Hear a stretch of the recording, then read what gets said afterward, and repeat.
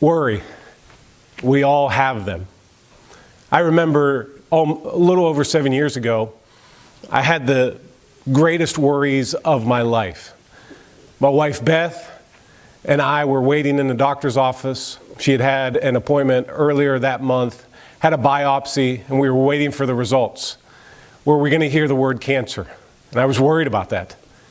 And sure enough, the doctor came in and told Beth that she had cancer. After that, my worries intensified and they magnified. I began to worry about her health. I began to worry about her life. I began to worry about future doctor's appointments. I began to worry about the surgery that she was going to have. I began to worry about her recovery after the surgery. And worry after worry after worry seemed to crash against my heart and my mind.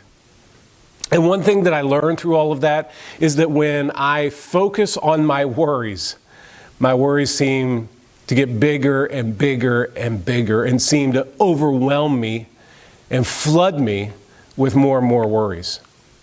Peter experienced the same thing in his life. In an account that's probably familiar to you, Peter and the rest of the disciples were in a boat. Jesus was sending them across the water, and Jesus went to a mountain to pray. In the middle of the night, a storm came up, and the waves and the wind beat against the boat, and all of a sudden, the disciples look out onto the water and they see somebody walking on the water. They think it's a ghost. And they're terrified. And Jesus said, "Don't be afraid. It's me." And Peter said, "Lord, if that's you, command me to come out onto the water." And Jesus said, "Peter, come on out." Peter got out of the boat. He's walking on the water. And this is what it tells us in Matthew chapter 14, verse 30. "But seeing the wind, he became afraid, and beginning to sink, he cried out, saying, 'Lord, save me.' And immediately Jesus stretched out his hand, took hold of him, and said to him, 'O you of little faith, why did you doubt?'"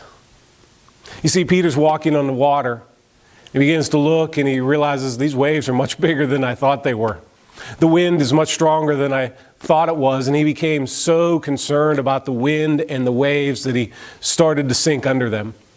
And he cried out and he said, "Jesus, save me." And Jesus reached down and pulls him up, and then Jesus looks at Peter and I think in words of compassion said to him, "Oh, you of little faith, why did you doubt? Why did you let the worries and the concerns surrounding you, why did you become focused on them?" And that's what happens in our life. It's not that we don't have big, important things that we worry about. Some of you are worrying about your finances, or you're worrying about your children's future, or you're worrying about your health. And Jesus doesn't say that those are unimportant. What he tells us is, don't worry about them. He said, take your focus off of the wind and the waves in your life right now. And don't doubt that I care for you. What we're going to look at tomorrow is what we can focus on as opposed to the worry and the waves and the wind in our lives. Because what happens is when we focus on those things, they become much bigger in our lives, and they have the potential to drown us.